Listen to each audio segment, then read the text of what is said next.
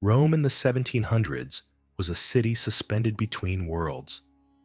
It was ancient, crowded, ceremonial, and deeply alive. By this century, Rome remained the spiritual heart of Catholic Europe, ruled by the popes, visited by pilgrims, artists, diplomats, and curious travelers from across the continent. Its population hovered around 150,000 people. Ruins stood beside palaces. Faith mixed with commerce, and every street carried the weight of centuries. In this video, I use modern AI tools to bring historic paintings, engravings, and prints to life, allowing us to shift perspective, change camera angles, and move through the same scenes in ways their original artists never could. We're not replacing history.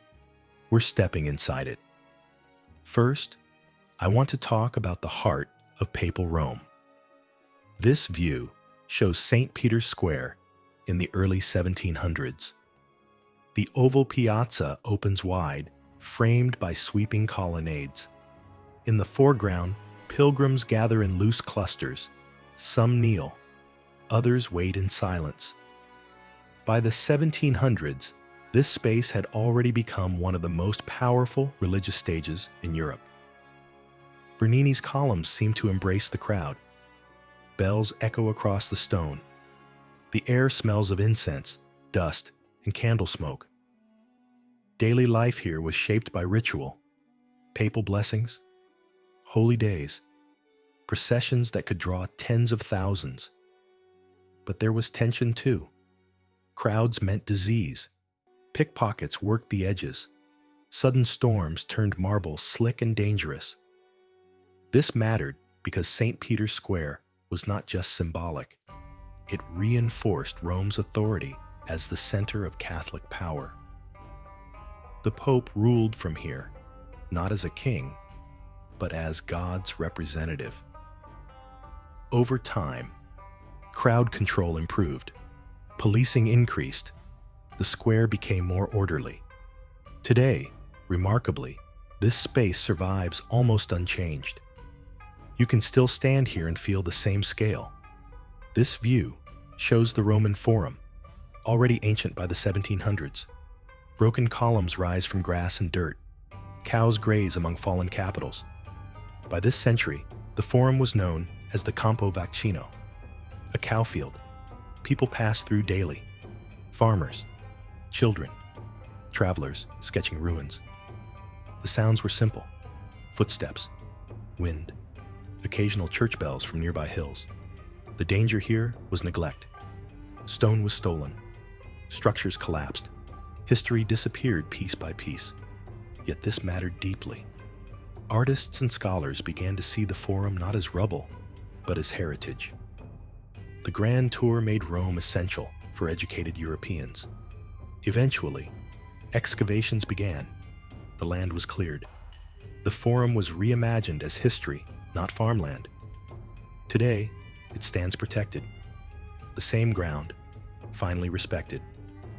This view shows the Tiber flowing slowly through Rome. Boats line the banks. Laundry hangs overhead. By the 1700s, the river was Rome's lifeline. Goods arrived by water. Food, stone, wine. The smells were strong. River mud, fish, rotting refuse. Flooding was a constant threat. Seasonal rains could swallow streets. Homes were damaged. Disease followed standing water. But the Tiber mattered because it kept Rome alive. Trade depended on it. Movement depended on it. Later, embankments were built. The river was controlled. Its wild edges disappeared. Today, the Tiber still flows, calmer and contained. This view shows Piazza Navona, built atop an ancient stadium. Its long shape funnels crowds through fountains and vendors. By the 1700s, this was a place of spectacle. Markets filled the square. Street performers played music. Artists sold sketches. Water splashed from fountains during summer festivals. Laughter mixed with shouting. But crowds meant conflict. Arguments broke out. Petty crime thrived. This square mattered because it blended ancient Rome with living culture. It showed how the city reused itself.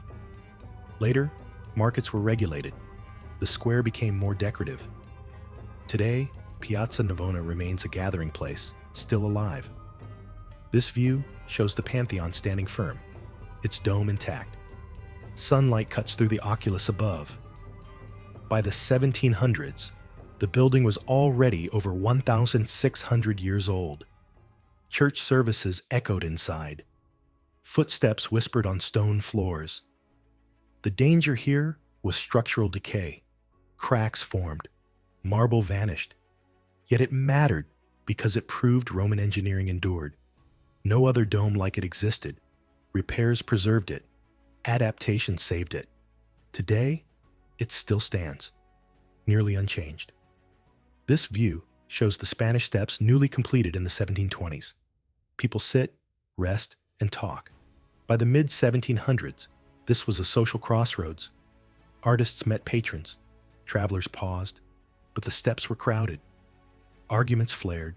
Rules were needed. This mattered because Rome was becoming international again.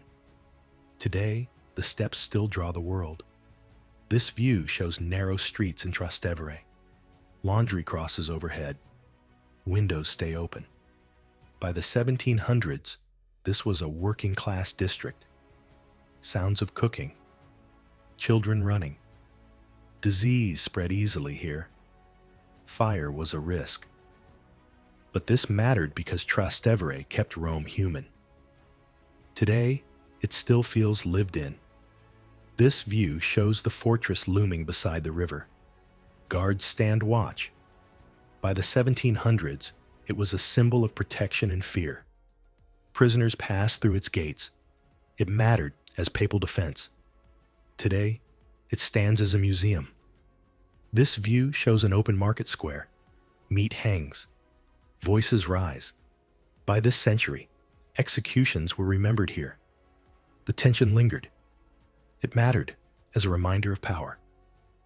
Today, it's a cafe-filled square. This view shows rooftops glowing gold. Domes cut the skyline. By the 1700s, Rome knew it was ancient and alive. AI allows us to walk these moments again, to see closer, to feel time thin. If there's another city, moment, or scene you'd like to explore like this, let me know in the comments. Again, thank you so much.